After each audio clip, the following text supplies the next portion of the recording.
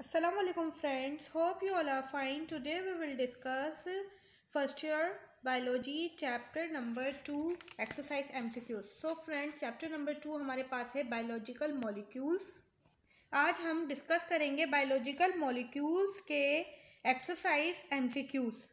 जो बुक के लास्ट में MCQs दिए जाते हैं आज हम ये डिस्कस करेंगे और यह MCQs एप्टीट्यूड टेस्ट के लिए भी बहुत इम्पॉर्टेंट है. अक्सर क्या होता है बुक के लास्ट में जो MCQs होते हैं वो भी आ जाते हैं टेस्ट में. सो फ्रेंड्स, लेक्चर स्टार्ट करने से पहले आप मेरी वीडियो को लाइक करें और मेरे चैनल को लाजमी सब्सक्राइब करें. सो फ्रेंड्स, चलते हैं MCQs की तरफ. फर्स्ट MCQs हमारे पास है, which of the following term include all others in the list. So friends, वो कौन सी फॉलोइंग टर्म है जो कि क्या करे, all other in this list, इस जो लिस्ट के अंदर जितने भी ये ऑप्शंस दिए हुए हैं ना ये कवर करे लिस्ट में. सो फ्रेंड्स, फर्स्ट ऑप्शन हमारे पास है ए, हमारे पास है मोनोसेक्राइड, बी हमारे पास है डाइसेक्राइड, सी हमारे पास है स्टार्च और डी हमारे पास है कार्बोहाइड्रेट्स. सो फ्रेंड्स, मोनोसेक्राइड्स कौन से होते हैं? मोनो मीन्स होता है सिंगल और सेक्राइड मीन्स होता है कार्बोहाइड्रेट. अगर हम मोनोसेक्राइड को तोड़ें तो फर्दर कार्बोहाइड्रेट नहीं मिलेंगे क्योंकि क्या है, ये मोनोसेक्राइड है. बी हमारे पास है डाइसेक्राइड. जब हम क्या कर रहे हैं, डाई मीन्स होता है टू और सेक्राइड मीन्स होता है कार्बोहाइड्रेट. सो फ्रेंड्स, हम क्या करते हैं, ग्लूकोज और ग्लूकोज को जब हम कंबाइन करते हैं तो हमारे पास क्या आता है, माल्टोस आता है. ग्लूकोज क्या है, मोनोसेक्राइड है. जब हम दो ग्लूकोज के मॉलिक्यूल्स को क्या करेंगे, आपस में कंबाइन करते हैं तो हमारे पास क्या बनता है, माल्टोस बनता है. माल्टोस क्या है, डाइसेक्राइड है. सी हमारे पास है स्टार्च. स्टार्च क्या है हमारे पास, स्टार्च जो है वो क्या है, बहुत बड़ा कार्बोहाइड्रेट है जिसमें बहुत सारे मॉलिक्यूल्स जुड़े हुए होते हैं. ऐसे कंपाउंड को हम क्या कहते हैं, पॉलीसेक्राइड कहते हैं. स्टार्च क्या है हमारे पास, पॉलीसेक्राइड है. स्टार्च में क्या होता है, बहुत सारे जो मॉलिक्यूल्स होते हैं ना कार्बोहाइड्रेट के वो कंबाइन होते हैं और क्या बनाते हैं, पॉलीसेक्राइड बनाते हैं जो कि क्या है, स्टार्च. अब हमारे पास है कार्बोहाइड्रेट. डी हमारे पास क्या है, कार्बोहाइड्रेट. तो इसका करेक्ट आंसर क्या है, डी. क्यों? क्योंकि देखिए मोनोसेक्राइड मतलब मोनो मीन्स सिंगल और saccharide means carbohydrate, di means two, saccharide means carbohydrate. Starch में मतलब कि स्टार्च क्या है, पॉलीसेक्राइड है, मतलब पॉली मीन्स मैनी और सेक्राइड मीन्स कार्बोहाइड्रेट. मतलब कि ये जो लिस्ट के अंदर ये जितने भी MCQs है किसको कवर कर रहा है, कार्बोहाइड्रेट जो है ये कार्बोहाइड्रेट की टाइप है, मोनोसेक्राइड, डाइसेक्राइड और पॉलीसेक्राइड. तो मतलब क्या है, इसका करेक्ट आंसर क्या है हमारे पास, डी. आई होप आपको ये समझ आया होगा. सो फ्रेंड, देन हमारे पास है 2 MCQs. Which of the following statement concerning unsaturated fat is correct? सबसे पहले हमें क्या समझना पड़ेगा, अनसेचुरेटेड. सो फ्रेंड्स, ये कह रहे हैं कि वो कौन सी स्टेटमेंट है जो करेक्ट है अनसेचुरेटेड फैट्स में. So friends, first of all unsaturated, what is unsaturated fats? Fat क्या होता है, फैट क्या है, टाइप है लिपिड की जिसके अंदर क्या होता है, एक ग्लाइसरॉल होता है, एक ग्लाइसरॉल का मॉलिक्यूल होता है और 3 क्या होते हैं, फैटी एसिड होते हैं. ये क्या करते हैं, मतलब कि एक ग्लाइसरॉल और फैट क्या है, लिपिड की टाइप है. लिपिड की टाइप होती है जिसके अंदर क्या होता है, एक ग्लाइसरॉल का मॉलिक्यूल और 3 फैटी एसिड होते हैं. ये मिलकर क्या बनाते हैं, फैट बनाते हैं. अब फैट की क्या होती है, 2 टाइप होती है, एक होती है अनसेचुरेटेड और एक होती है सेचुरेटेड. फैट के हमारे पास क्या होती है, 2 टाइप होती है, एक होती है सेचुरेटेड और एक होती है अनसेचुरेटेड. सेचुरेटेड जो होती है वो होती है जिसमें सारे के सारे क्या होते हैं, सिंगल बॉन्ड मौजूद होते हैं, वो क्या कहलाती है, सेचुरेटेड. और अनसेचुरेटेड कौन सी होती है, अनसेचुरेटेड वो होती है जिसमें डबल बॉन्ड और ट्रिपल बॉन्ड जो होता है वो देखने को मिलता है, वो क्या कहलाती है, अनसेचुरेटेड कहलाता है. आई होप आपको समझ आया होगा कि फैट क्या है, लिपिड की टाइप है, सही है ना. और इसके अंदर क्या होते हैं, एक ग्लाइसरॉल और 3 फैटी एसिड होते हैं जो फैट कहलाता है. और फैट की क्या होती है, 2 टाइप्स होती है, एक होती है सेचुरेटेड और एक होती है अनसेचुरेटेड. सेचुरेटेड जो होती है उसमें जो होते हैं सिंगल बॉन्ड मौजूद होते हैं और अनसेचुरेटेड जो होती है उसके अंदर क्या होते हैं, डबल और ट्रिपल बॉन्ड देखने को मिलते हैं. सो फ्रेंड्स, क्वेश्चन में क्या पूछा जा रहा है कि which of the following statement concerning unsaturated fat is correct. मतलब कि अनसेचुरेटेड फैट वो स्टेटमेंट बतानी है जो कि अनसेचुरेटेड फैट के लिए करेक्ट है. सो फ्रेंड्स फर्स्ट क्या है हमारे पास, they are more common in animal than plants. ये मोर कॉमन होती है एनिमल्स एंड प्लांट्स में। इन्होंने क्वेश्चन में क्या पूछा है, अनसैचुरेटेड के बारे में पूछा है, लेकिन एनिमल के पास क्या होते हैं, सैचुरेटेड फैट मौजूद होते हैं, इसलिए ये स्टेटमेंट क्या है, रॉन्ग है। देन हमारे पास है बी, हमारे पास है दे have double bonds in the carbon chain of their fatty acid. So friends अभी मैंने आपको बताया था जिनके पास क्या हो, डबल बॉन्ड हो कार्बन चेन में, वो मतलब कि दे have double bond in the carbon chain of their fatty acid, मतलब कि क्या शो रही हो, फैटी एसिड में डबल बॉन्ड शो हो रहा हो, तो वो क्या कहलाता है, अनसैचुरेटेड कहलाता है। तो बी हमारा आंसर जो है वो क्या है, करेक्ट है। देन हमारे पास है C, they generally solidify at room temperature, तो ये क्या है, रॉन्ग स्टेटमेंट है। अनसैचुरेटेड जो होते हैं वो रूम टेम्परेचर पे क्या होते हैं, लिक्विड ही होते हैं, तो ये क्या है, सैचुरेटेड की स्टेटमेंट है, तो ये क्या है, रॉन्ग स्टेटमेंट है। देन डी हमारे पास है they have favour fatty acid molecule पर फैट मॉलिक्यूल्स। अब सैचुरेटेड और अनसैचुरेटेड दोनों के पास क्या होते हैं, एक ग्लाइसरॉल और 3 फैटी एसिड ही मौजूद होते हैं, सिर्फ फर्क किसमें आता है, बॉन्ड का फर्क आता है। सो फ्रेंड डी क्या है हमारे पास, ये भी रॉन्ग स्टेटमेंट है, तो हमारे पास करेक्ट आंसर क्या है, B, they have double bond in the carbon chain of their fatty acids, तो बी क्या है, is the correct answer second MCQs का। आई होप कि आपको ये समझ आएगा। देन हमारे पास है थ्री एमसीक्यूज क्या है, human sex hormones are classified as, human sex hormone कौन are classified as, human sex hormones मतलब होता है जैसे कि टेस्टेरोन जो मेल में होता है, फीमेल में क्या होता है, एस्ट्रोजन है और प्रोजेस्टेरोन है, जो कि सेक्सुअल रिप्रोडक्शन के लिए फंक्शन के लिए क्या होता है, रिस्पॉन्सिबल होता है। सो फ्रेंड पहले क्या हम समझते हैं कि ह्यूमन सेक्स हार्मोन्स, जो इंसान होते हैं उनके सेक्स हार्मोन्स कौन से होते हैं, एक मेल होता है, फीमेल होता है। मेल के पास होता है टेस्टोस्टेरोन और फीमेल के पास होता है एस्ट्रोजन और प्रोजेस्टेरोन, जो क्या करते हैं, सेक्सुअल रिप्रोडक्शन के लिए, उसके फंक्शन के लिए क्या होते हैं, रिस्पॉन्सिबल होते हैं। क्वेश्चन में हमसे पूछा जा रहा है human sex hormones are classified as, human sex hormone classified किस में की जाती है, तो इसका फर्स्ट हमारे पास है ए, हमारे पास है प्रोटीन, बी हमारे पास है ट्राइग्लाइसराइड, सी हमारे पास है स्टेरॉइड और डी हमारे पास है कार्बोहाइड्रेट। सो फ्रेंड्स इसका करेक्ट आंसर हमारे पास क्या है, स्टेरॉइड। स्टेरॉइड जो होता है वो रिस्पॉन्सिबल होता है ह्यूमन सेक्स हार्मोन्स में। सो फ्रेंड्स स्टेरॉइड क्या है, स्टेरॉइड जो है वो क्या है, लिपिड की टाइप है। लिपिड क्या होता है, लिपिड हमें पता है, लिपिड क्या होता है, वो क्या होता है, इनसॉल्युबल होता है वाटर में।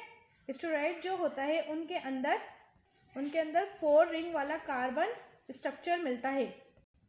ये क्या है, स्टेरॉइड क्या है, स्टेरॉइड के अंदर क्या होता है, 4 रिंग वाला स्ट्रक्चर मिलता है। जैसे कि स्टेरॉइड का स्ट्रक्चर कैसा होता है, 4 रिंग वाला होता है, इसके अंदर कितने होते हैं, 17 कार्बन मौजूद होते हैं, तो ये क्या कहलाता है, स्टेरॉइड कहलाता है। और इसको हम क्या कहते हैं, और सेकंड हम क्या कहते हैं, स्टेरॉइड न्यूक्लियस भी कहते हैं स्टेरॉइड को।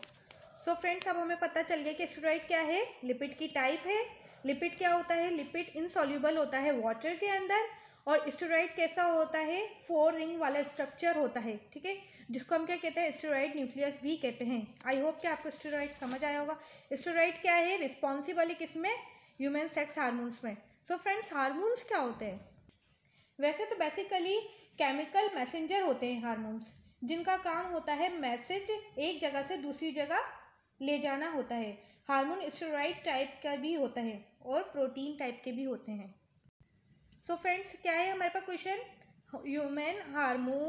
Human sex hormones are classified as, किस में क्लासीफाई करते हैं, ए हमारे पास है प्रोटीन, नहीं, ट्राइग्लाइसराइड नहीं, सी हमारे पास है स्टेरॉइड और डी हमारे पास है कार्बोहाइड्रेट। तो इसका करेक्ट आंसर क्या है हमारे पास, स्टेरॉइड। हार्मोन्स प्रोटीन के भी बने हुए होते हैं, जैसे कि हमारे पास क्या आ जाता है, इंसुलिन आ जाता है। इंसुलिन किसका बना हुआ है, इंसुलिन कहाँ से मिलता है हमें, पैनक्रियास से आता है। इंसुलिन जो होता है वो किसका बना हुआ होता है, प्रोटीन का बना हुआ होता है।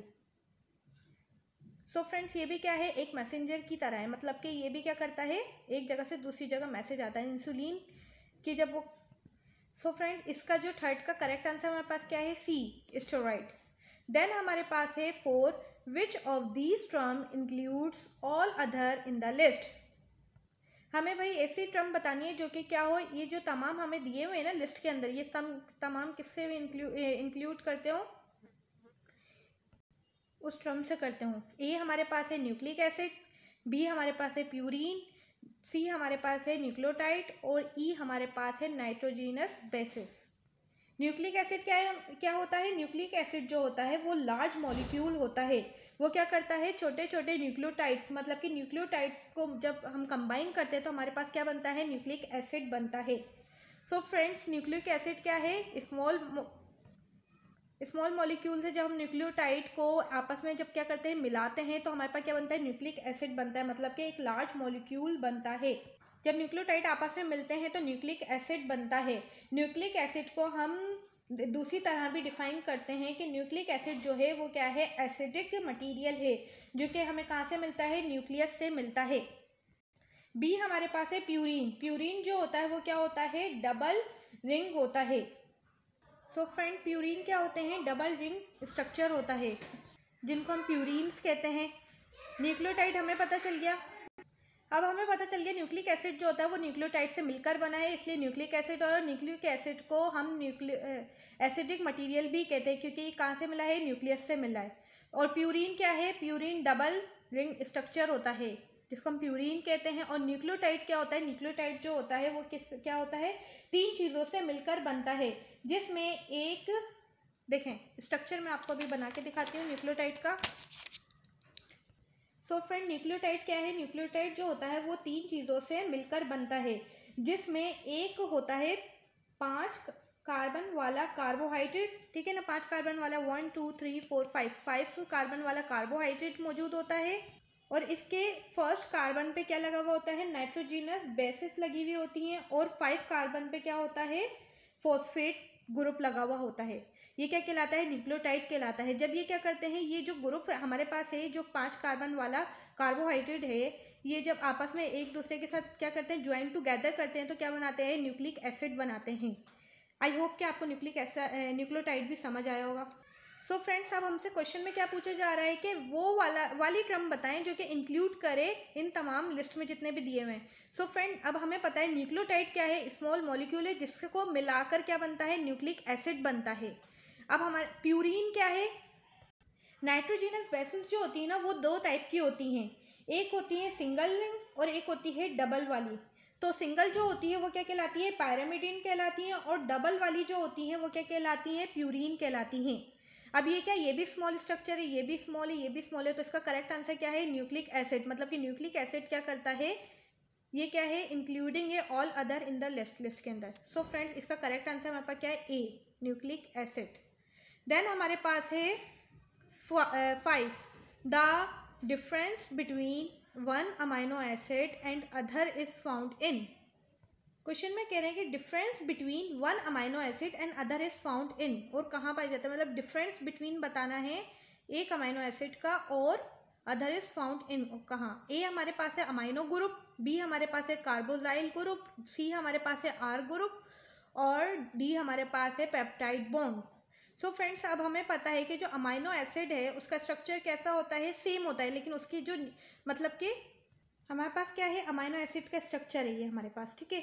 अब क्या करते हैं, ये अमाइनो एसिड का एक तरफ लगा हुआ होता है अमाइनो ग्रुप, और एक तरफ लगा हुआ होता है कार्बोजाइलिक ग्रुप, और एक तरफ होता है हाइड्रोजन और एक तरफ होता है रेडिकल जिसको आर ग्रुप कहते हैं। इसमें क्या होता है, ये जो आर ग्रुप है ना, इसमें क्या होता है, अगर हम एच हटा दें, अगर हम आर को रेडिकल को हटाते हैं और कुछ और लगाएंगे तो वो क्या हो जाएगा, कोई और मॉलिक्यूल बन जाएगा। जैसे हमने इसको आर को हटा के, रेडिकल को हटा के एच लगा दे तो हमारे पास क्या बन जाता है, ग्लाइसरीन बन जाता है।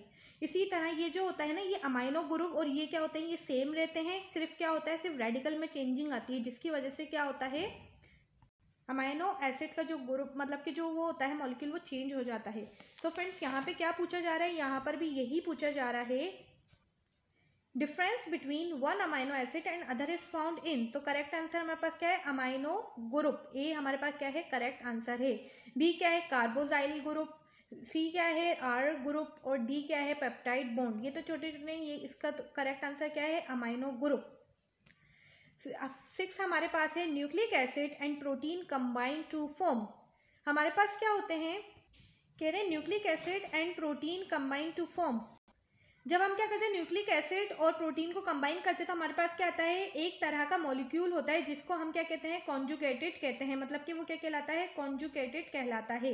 वो मॉलिक्यूल जो होता है वो 2 मॉलिक्यूल से मिलकर बनता है जिसको हम क्या कहते हैं, कॉन्जुगेटेड कहते हैं। तो यहाँ पे क्या है, न्यूक्लिक एसिड एंड प्रोटीन को जब हम कंबाइन करते हैं तो क्या बनेगा, ए हमारे पास है ग्लाइसोप्रोटीन, बी हमारे पास है ग्लाइकोलिपिड, सी हमारे पास है लिपोप्रोटीन और डी हमारे पास है न्यूक्लियोप्रोटीन। जब हम क्या करते हैं न्यूक्लिक एसिड और प्रोटीन को कंबाइन करते हैं तो हमारे पास कॉन्जुगेटेड मॉलिक्यूल कौन सा आ जाता है, न्यूक्लियोप्रोटीन आ जाता है। जब हम क्या करते हैं कार्बोहाइड्रेट और प्रोटीन को मिलाएंगे तो क्या बनता है, ग्लाइकोप्रोटीन बनता है। कार्बोहाइड्रेट और लिपिड को मिलाएंगे तो क्या बनता है, ग्लाइकोलिपिड बनता है। लिपिड को और प्रोटीन को जब हम कंबाइन करते हैं तो क्या बनता है, लिपोप्रोटीन बनता है। जब हम न्यूक्लिक एसिड और प्रोटीन को कंबाइन करते हैं तो हमारे पास कॉन्जुगेटेड मॉलिक्यूल कौन सा बनता है, न्यूक्लियोप्रोटीन बनता है। तो इसका करेक्ट आंसर हमारे पास क्या है, डी। अब हमारे पास है 7, the process of mRNA directed polypeptide synthesis bye ribosomes is called. So friends, आप लोग थोड़ी सी ये वीडियो जो है वो लेंथी हो जाएगी, लेकिन इसके अंदर क्या है, तमाम एमसीक्यूज़ के अंदर इस पूरे चैप्टर का निचोड़ है। अगर आपने ये तमाम एमसीक्यूज़ अच्छे से डिटेल में समझ लिए तो समझ लें आपने ये चैप्टर भी अच्छे से रीड आउट कर लिया है। आपको डिफ़िकल्टी नहीं होगी और आपके कॉन्सेप्ट भी साथ के साथ क्लियर होते जाएंगे। सो फ्रेंड्स, क्वेश्चन क्या है हमारे पास, the process of mRNA directed polypeptide synthesis by ribosome is called. अब ये प्रोसेस जो है ये आता है प्रोटीन सिंथेसिस में। डीएनए जब क्या करता है, अपने आप को एक्सप्रेस करता है। सो फ्रेंड्स, क्या होता है हमारे पास, हमारे पास डीएनए होता है। डीएनए क्या है, डबल हेलिकल स्ट्रक्चर है, मतलब कि डबल स्ट्रक्चर है। जब हम क्या करते हैं उसको सेपरेट करते हैं, मतलब कि डीएनए से कॉपी होने वाली जो डीएनए क्या होता है, अब हमारे पास क्या है, डीएनए क्या है, डबल हेलिकल स्ट्रक्चर। जब वो क्या करता है, अपने आप को एक्सप्रेस करता है, तो जब दोनों क्या हो जाते हैं। सो फ्रेंड्स, हमारे पास क्या है, डीएनए क्या करता है, जब अपने आप को एक्सप्रेस करता है तो जब सिंगल है, मतलब कि स्ट्रक्चर जब सिंगल रिंग बना ले, सिंगल हो जाता है तो फिर क्या होता है, इनके दरमियान क्या, मतलब कि अब ये क्या कर रहा है, जब ये सेपरेट हो गया तो ये क्या करेगा, अपनी कॉपी बनाएगा। जब ये क्या करेंगे, अपनी कॉपी बनाएगा, तो उस प्रोसेस को हम क्या कहते हैं, ट्रांसक्रिप्शन करते हैं। मतलब कि ये यहाँ पर क्या हो रही है, ट्रांसक्रिप्शन हो रही है। ये कॉपी स्ट्रक्चर बनता है आरएनए या आरएनए की टाइप होती है जिसमें हम, ठीक है ना, आरएनए की टाइप होती है। फिर ये क्या करते हैं, जब ये कॉपी हो जाते हैं तो फिर ये क्या करते हैं, डबल हेलिकल स्ट्रक्चर। तो इसमें क्या होता है, जब इन्होंने ये एक वो लिया था, मतलब कि इन्होंने जब इन्होंने ये लिया था तो इसकी जो, मतलब कि न्यूक्लिक एसिड, इसकी जो नाइट्रोजनस बेसिस थी, मतलब नाइट्रोजनस बेसिस थी, उसको इन्होंने क्या किया, मतलब कि एक कॉपी किया एक दूसरे के। और जब इन्होंने क्या करा, डबल रिंग बनाया, तो मतलब कि डबल लाइन बनाई, मतलब कि आरएनए से इन्होंने क्या बन गया, डीएनए बन गया। तो इसमें क्या हुआ, मतलब कि ट्रांसक्रिप्शन हुई पहले, फिर ट्रांसलेशन होगी। मतलब कि अब इनके दरमियान क्या हो रही है, मैसेंजर आरएनए आया, उसने क्या किया, कॉपी किया, और ये डबल हेलिकल स्ट्रक्चर जो क्या कर रहा है, ट्रांसलेशन कर रहा है। मतलब कि इन्होंने क्या किया, उसी स्ट्रक्चर उनको दोबारा ट्रांसलेट किया, तो वो क्या बन गया, ट्रांसलेशन। सो फ्रेंड, प्रोसेस इसमें पूछा जा रहा है कि mRNA क्या है, डायरेक्ट है पॉलीपेप्टाइड सिंथेसिस में बाय राइबोसोम्स इज कॉल्ड। वो क्या कहलाता है, ट्रांसलेशन कहलाता है। ट्रांसक्रिप्शन नहीं होगा। ट्रांसक्रिप्शन कब हो रही थी, जब क्या हो रहा था, डीएनए कॉपी हो, मतलब कि डीएनए क्या कर रहा था, अपनी कॉपी बना रहा था। मतलब कि एक्सप्रेस करने के बाद जब कॉपी बनाते, जब क्या हो रही थी, ट्रांसक्रिप्शन हो रही थी। इसका करेक्ट आंसर हमारे पास क्या है, ई, ट्रांसलेशन। क्वेश्चन में है नाइट्रोजन 8 हमारे पास है, nitrogenous bases not present in RNA. वो कौन सी नाइट्रोजनस बेस है जो प्रेजेंट नहीं है आरएनए में। एडेनिन क्या होती है, डीएनए में भी होती है और आरएनए में भी होती है। गाइनिन क्या होती है, आरएनए में भी होती है और डीएनए में भी होती है। सी हमारे पास क्या है, यूरिसिल, ये क्या होती है, ये आरएनए में मौजूद होती है, डीएनए में नहीं होती। और थाइमीन क्या है, ये डीएनए में मौजूद होती है लेकिन आरएनए में मौजूद नहीं होती। तो इसका करेक्ट आंसर हमारे पास क्या है, डी। 9 हमारे पास है, a kind of lipid utilise in synthesis of rubber is. कौन सी लिपिड की काइंड है, मतलब कौन सी लिपिड की काइंड है जो कि क्या करता है, रबर सिंथेसिस करता है। ए हमारे पास है एसिग्लाइसरोल, बी हमारे पास है वैक्सिस, सी हमारे पास है फॉस्फोलिपिड और डी हमारे पास क्या है, टर्पिनेंस। ये क्या है, एग्जिट बुक की लाइन है। तो इसका करेक्ट आंसर हमारे पास क्या है, डी, टर्पिनाइज। अब हमारे पास है 10, हमारे पास है types of polynucleotide acting as messenger.